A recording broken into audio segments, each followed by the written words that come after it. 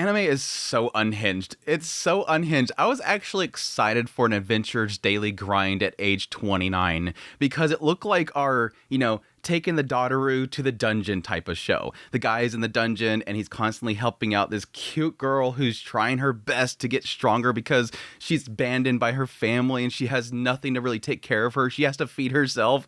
It's going to be so sweet. And it was like that. Like the entire episode was like, oh, this is really sweet because he sees himself in her and everything. And she's trying really hard. I'm sitting there going, Gambare.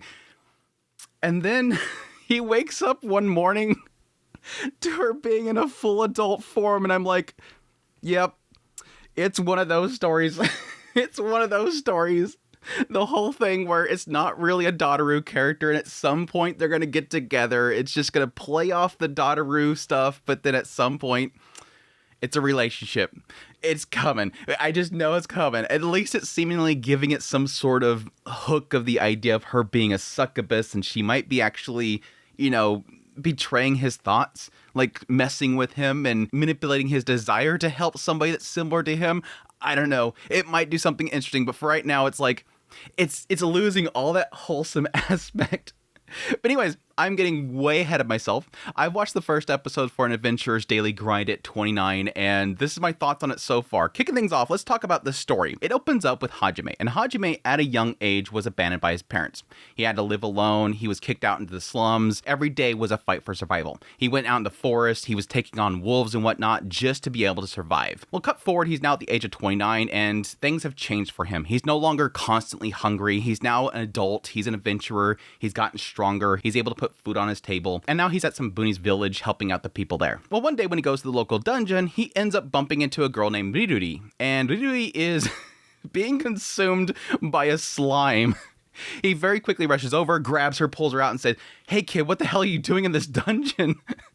How did you get to the front door? Oh, the guy was asleep. Well, what are you doing here? Where's your parents?" "Well, my parents abandoned me. I don't have any parents." That's when we find out the girl's not even from the village, so she can't even go to the orphanage there and be taken care of. Like, of course, the resources for the orphanage is very low, so they can't even take kids from the outside. So while Hajime is trying to figure out what he's going to do with this girl, he's constantly kind of seeing himself in her because she's fighting to survive and she doesn't have any family. She's probably going to end up in the slums just like he did. She decides to rush off on her own, goes to find some wolf that a job came in for and try to take it down because she's starving and she needs to eat.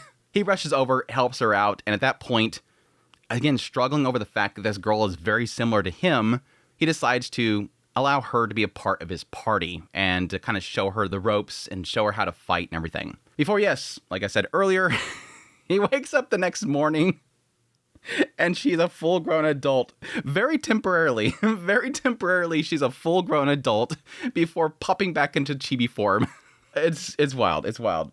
Anyways, this realization leads to him to want to investigate what race this girl is. He decides to go to the guild lady and ask her if she can look into if there's any ancient races that are able to change their form before going off with Rudy into the dungeon again in order to help her train.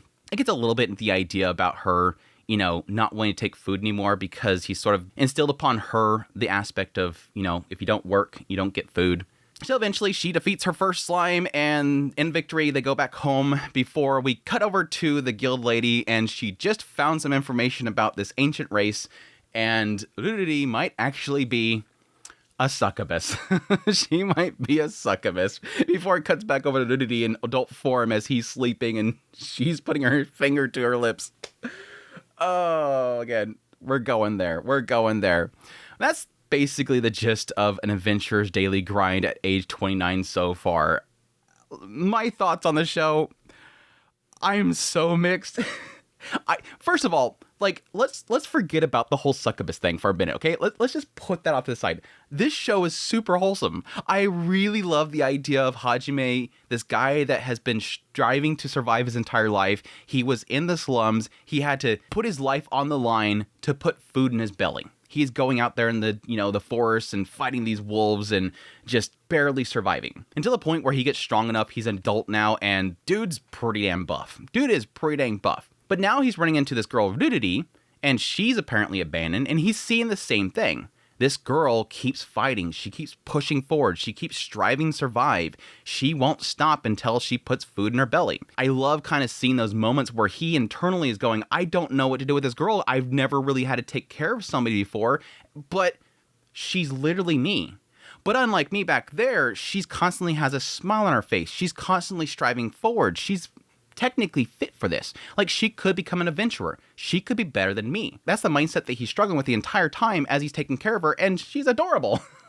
No doubt, she's absolutely adorable, constantly just charging out in the battle. I got like massive Frieren vibes from her whenever she gets stuck inside the slime, because she just rushes out there, the slime just splatters her with slime and then sucks her inside of him, and she just got her feet just hanging out like, it's super cute. Like, Ridiri is absolutely adorable. And then, yeah, having the one moment where they face off against a boar and he's massive and she just unfortunately just loses her fluids because she's so scared. Again, I was like, this is such a perfect, like, again, dungeon diving with my Dotaru type of show. It's just, she's so freaking cute. But yes, again, the conundrum that comes up and the thing that completely flips the entire script is the fact that she's not just a little cute girl that's abandoned. She apparently is going to be a succubus. That yes, at night, what it sort of played out is that they kill this wolf, they do this big celebration, and he's like, whatever, I'll think about what to say to her and how to encourage her and how to guide her when we wake up the next morning. I'm just going to get wasted today. So he just, just parties. And then it cuts to him and he's sleeping and he's thinking about like big squishy. He's a little perv. He's like a big squishy. And then suddenly out of nowhere, because she's laying over to the side of him, all sprawled out, suddenly her foot just kind of stretches out and just hits him in the chest. Like, she's growing in the middle of the night. And I'm thinking it's probably based on the fact that he was saying big and squishy, that her, like, internally succubus self acknowledged that and thus grew big. Not that she herself is malicious as a succubus. I just think there's probably going to be an aspect where there's succubus blood inside of her, and it overheard him as she was sleeping, and it awakened her and made her big. Because the next morning, sure enough, she wakes up and she's, like, waking up, Hajime, something happened to me. Like, I don't think she's aware of the fact that she's part succubus.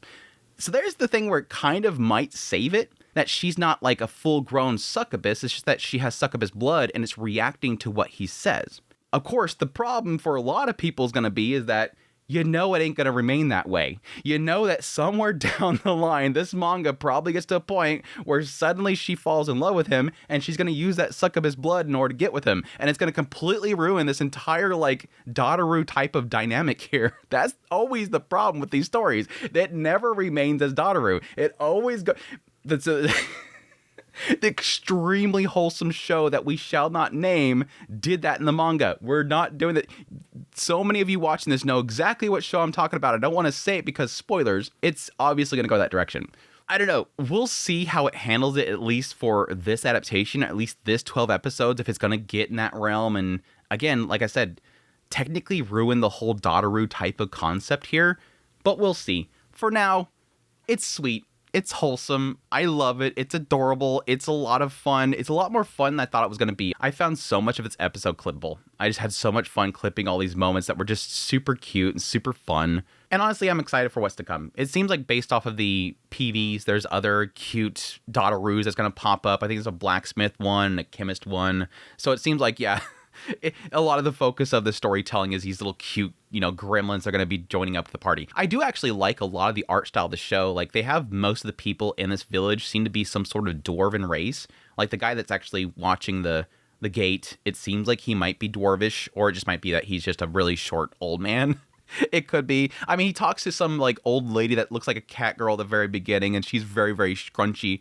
I do like the style of the characters. In the end, I'm liking it so far. I think it's going to be a pretty fun little ride here. I like a lot of the message that it has in there about, like, working in order to eat. A lot of the misinterpretation of that kind of comes from it. The idea that she's afraid to eat because she's afraid to be abandoned again. Again, I'm really enjoying a lot of it. So anyways, that's my thoughts so far on an Adventurer's Daily Grind at age 29. If you like this video, make sure to hit the like button down below. If you're new here, make sure to subscribe. I'll be doing first impressions of all the shows this season, so definitely stick around. If you like this content, you want to support more, become a member. Until next time, y'all take care.